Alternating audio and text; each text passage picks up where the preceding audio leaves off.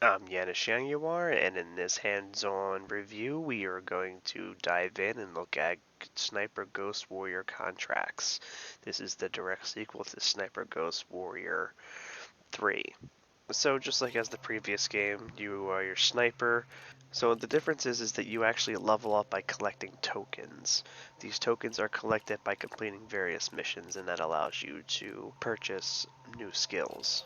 But as you can see, they have branching skills, and I'm not sure if you can have both or not yet. Or you might need both to unlock the next one, I'm not sure. And just like in the third one, you can modify your weapons, but in this case it's more modifiable and it's beautiful. And just like before, you can also get some military hardware. And just like before, you get the same accessories as in, grenades, you heal yourself, and of course your drone. The other main difference between the third installment and this one is that each one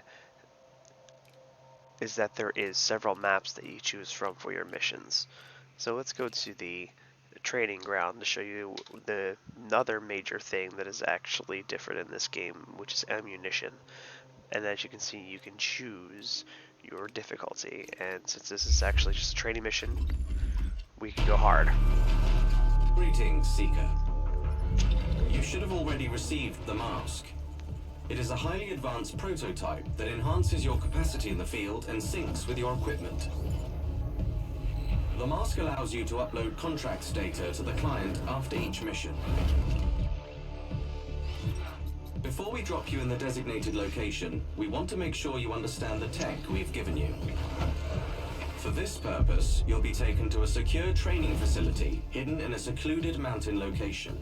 You're going to perform a series of simple tasks to familiarize yourself with the mask and for us to make the necessary adjustments. Report back when you're at the location, Seeker. Alright, so just like in previous installments, you need to find your perch, crouch down by pressing C, and then find your target as you press T for your binoculars. In this case, as you can see, I have them all marked already, and so that will give us the approximate distance that we will need to shoot them at. And then we can just right click, zoom in. Then we will use Q and E, since we are playing with the keyboard, to adjust our distance. So he is approximately 400 meters away, so we need to go to 400. And as you can see, as I was going there, that little white spot is moving. That is where your bullet will hit. So in this case, as you can see, it'll hit right over there. So if we need to match it up and then fire it.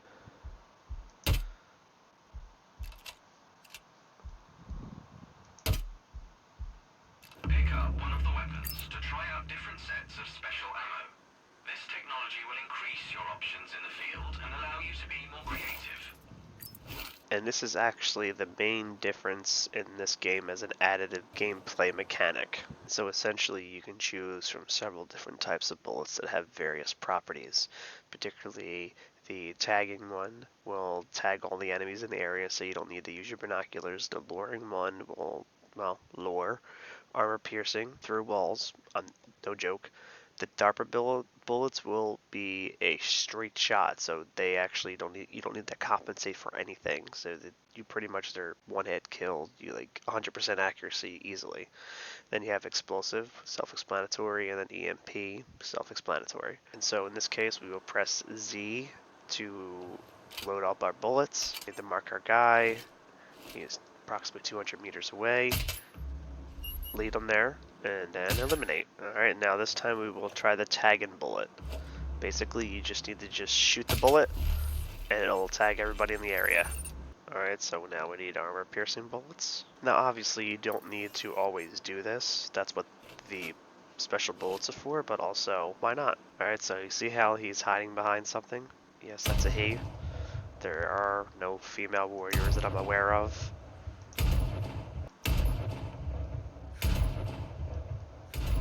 Explosive bullets are fun.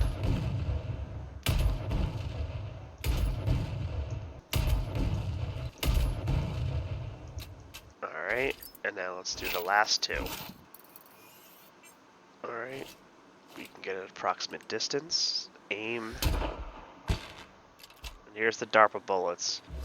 These are intense. Now you will notice that each time I picked up new bullets, I picked up a new rifle first. That is because each rifle only uses certain bullets.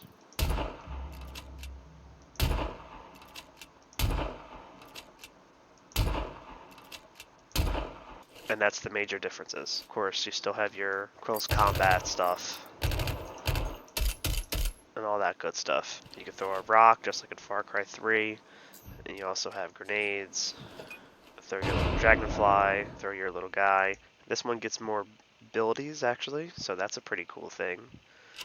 And all the maps are just like the training one. As you can see, it has this little contracts, money, and tokens. It's exactly what they all are. They have the contracts, they give you some money, and they give you some tokens when you complete the actual contracts themselves.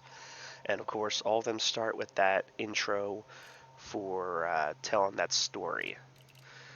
And I just noticed that they have these different number of things around them. I'm not sure what that means exactly. Or maybe I do, because it looks like maybe it's all the objectives.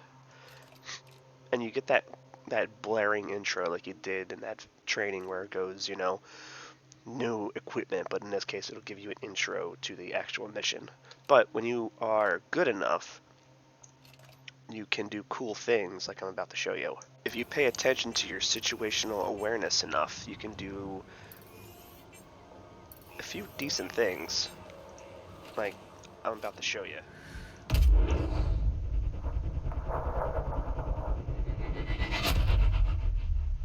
That's not what I wanted to show you. Take three's the charm.